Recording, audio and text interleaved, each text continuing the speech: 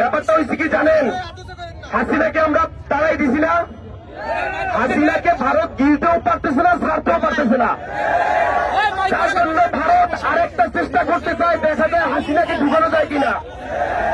সুতরাং দিল্লি না ঢাকা, দিল্লি না ঢাকা, দালালি না রাজপথ।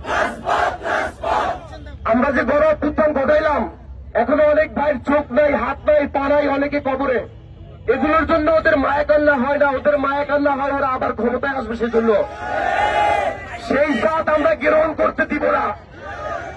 আমরা বাংলাদেশের মানুষ আজকে দেখেন কত এক, চট্টগ্রামে যে খুন করা হলো আমরা সবাই রাস্তায় নেমেছি। সুতরাং দিল্লির ভাইয়েরা, দাদারা, আমরা গণ অভ্যুত্থান ঘটালাম দাদাদের দাদাগিরি করার জন্য না। ভারতের সাথে সম্পর্ক হবে চোখে চোখ রেখে।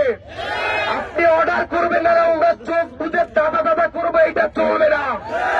মনে রাখবেন এটা নতুন বাংলাদেশ। আমরা সবাই একটু হাতের ডান দিকে তাকাই, মাতৃভূমির মৃত্যু। সুতরাং পাতাটার সুযোগ নেই, দালালি চলবে না। দিল্লি না ঢাকা, দিল্লি না ঢাকা। আমি ফেসবুকে ইউটিউবে ভিডিও বানাই, কিন্তু দেশের স্বার্থে যখনই যেখানে দুর্দিন আসবে আমি সেখানে আপনাদের সাথে আসবো। আমি আপনারা যখন কোটা সংস্কার আন্দোলন করেন তখন ছাত্রলীগের বিপক্ষে আমি ভিডিও বানাই, তখন আমি লাইভ পিক্সে ছিলাম। তখন আমি বরিশাল বিশ্ববিদ্যালয়ে আপনাদের কাছে এসে আমি আশ্রয় পেয়েছিলাম। সুতরাং এখন আমি ঢাকাতে আছি, এই দেশের জন্য অলওয়েজ প্রস্তুত। সুতরাং আপনারা আমাদের ভাই, আমি আপনাদের ভাই, আপনাদের অলওয়েজ পাশে চাই। দিল্লি না ঢাকা।